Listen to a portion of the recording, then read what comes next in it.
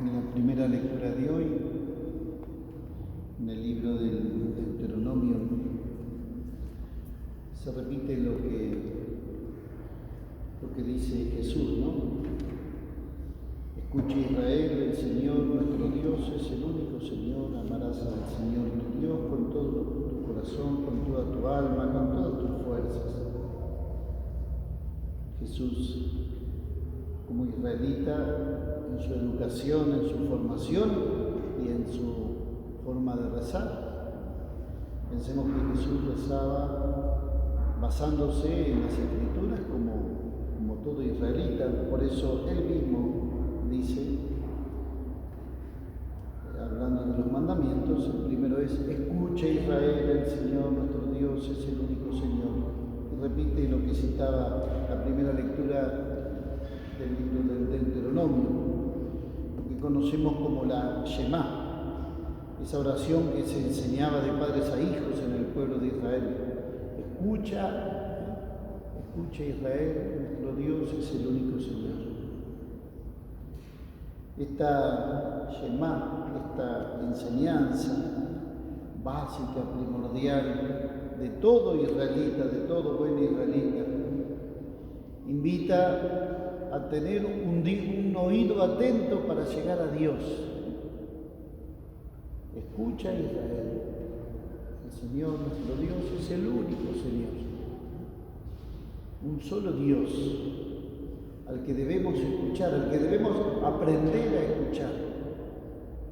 Dios habló de distintas maneras, por los patriarcas, por los profetas, pero en la plenitud de los tiempos nos envía a su propio Hijo. Es Jesús el que habla y en forma directa, el único que conoce a Dios porque viene de sus propias entrañas, porque es el propio Hijo, el que conoce al Padre y el que nos revela al Padre. El que conoce al Hijo, conoce al Padre. Y Jesús nos invita a escuchar. Esta es claramente una de las actitudes más importantes del cristiano, ¿no? en el camino de la fe. Aprender a escuchar, aprender a oír lo que Dios nos habla y cómo Dios nos habla. Sin duda tenemos la palabra de Dios, las Sagradas Escrituras, la Biblia, pero la palabra de Dios con mayúscula es Jesús, como diría Juan, El Verbo se hizo carne, la palabra se hizo carne, es Jesús, la palabra, en todas mayúsculas, la palabra de Dios, que Dios nos habla. Y terminada su misión en la tierra, habiéndonos amado hasta el final, y habiendo entregado su vida por amor, y habiendo sido resucitado y vuelto al Padre, la presencia hoy de Jesús especialmente se nos da en la Iglesia, en este cuerpo vivo, donde Cristo mismo es la cabeza. Y también Jesús se nos sigue manifestando por la historia, en la realidad. Por eso es que es tan importante que como cristianos siempre tengamos un corazón atento por dónde pasa Dios, por dónde nos habla Dios. Ayer celebramos el Día de Todos los Santos, hoy celebramos la conmemoración de todos los fieles difuntos. Los santos son aquellos que ya sabemos están junto a Dios, algunos reconocidos, canonizados por la Iglesia, y una multitud imposible de contar, diría el Apocalipsis, que son los que ya gozan de esta visión de Dios, de estar plenamente con Dios. Pero bueno, no sabemos quiénes son los santos anónimos, por eso que en el 1 de noviembre hacemos memoria también de aquellos que no sabemos sus nombres, pero que están junto a Dios. Y que en este juicio final, por el cual todos vamos a pasar, como vamos a pasar también por las puertas de la muerte, sabiendo que en la muerte no termina nuestra vida, sino que se transforma. Este es el tiempo de la puerta abierta, este es el tiempo de llegarnos a Dios, este es el tiempo de prepararnos para el encuentro final. Pero algún día vamos a ser juzgados, juicio final, todos. Y de ese examen final nadie va a quedar exento. Y tenemos la gracia de que Dios nos adelantó las preguntas, de que Dios nos adelantó el juicio. Entonces, ¿cómo no prepararnos, ¿no?, para este gran encuentro? ¿Y cuáles son las preguntas del juicio final? Muy simples. ¿Qué hiciste con mi hermano? ¿Qué hiciste con el prójimo?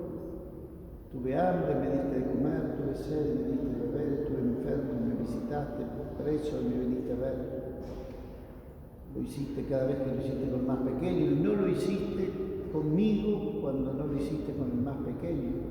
Como el prójimo, en el prójimo Dios se hace vehículo para llegar a Dios. En el Evangelio de hoy, un escriba le pregunta a Jesús cuál es el primero de los mandamientos. Quien le pregunta sabía la respuesta claramente y después le demuestra exactamente eso, ¿no? Y Jesús le dice, lo reconoce, bueno, no estás tan lejos del reino de Dios. ¿Qué problema tenía el pueblo de Israel en la época de Jesús? Necesitaban de doctores de la ley, necesitaban de maestros que les guiaran el camino para cumplir con la ley. Se habían acumulado entre mandamientos y prescripciones 613 leyes que había que cumplir. Era imposible saberlas y por eso necesitaban tener un maestro que les diga, bueno, ¿qué ley tenemos que cumplir para alcanzar la salvación? San Pablo era un especialista, había sido formado justamente como maestro de la ley para enseñar el cumplimiento de la ley para alcanzar la salvación.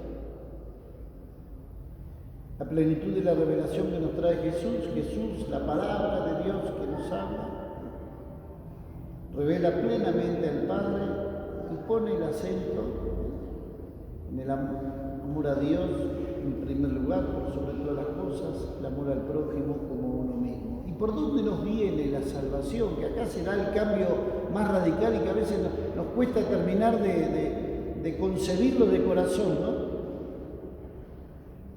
La salvación nos viene por Jesús. Fuimos salvados por Él en la cruz. Fuimos amados por Él al precio de la sangre. Murió por nosotros siendo pecadores. Y este concepto que lo repetimos tantas veces, que lo escuchamos tantas veces en las lecturas, en las homilías, en la catequesis, quizá nos cuesta aceptarlo. Pareciera que si yo peco, Dios me deja la mano. Jesús murió por mí en la cruz. Jesús murió por mí siendo pecador. ¿Y por qué era pecador? Dio su vida por mí, por amor. La plenitud del amor de Dios que nos ama.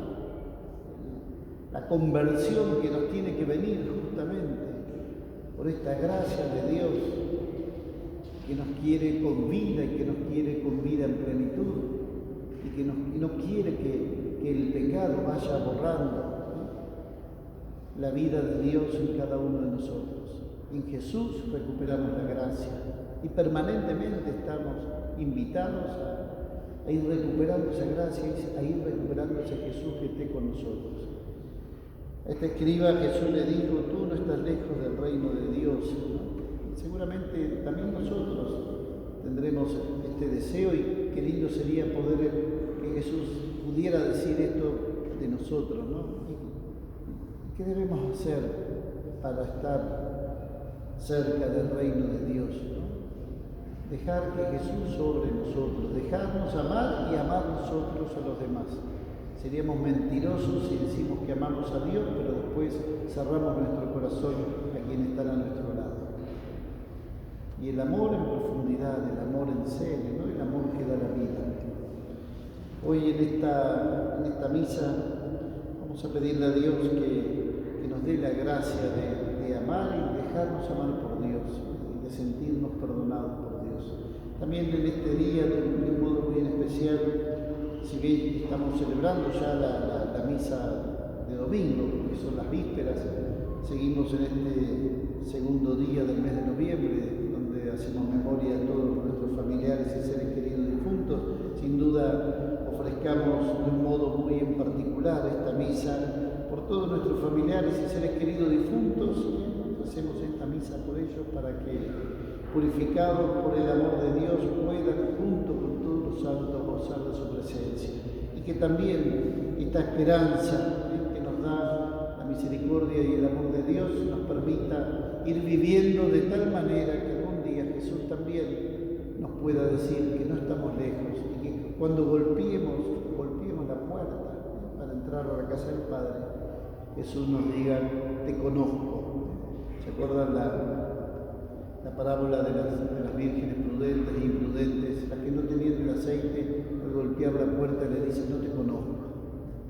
Para que Dios nos diga entonces cuando salgamos a su encuentro: te conozco. Sin duda tenemos que ir viendo cada día de nuestra vida que también nosotros en el prójimo podamos ir reconociendo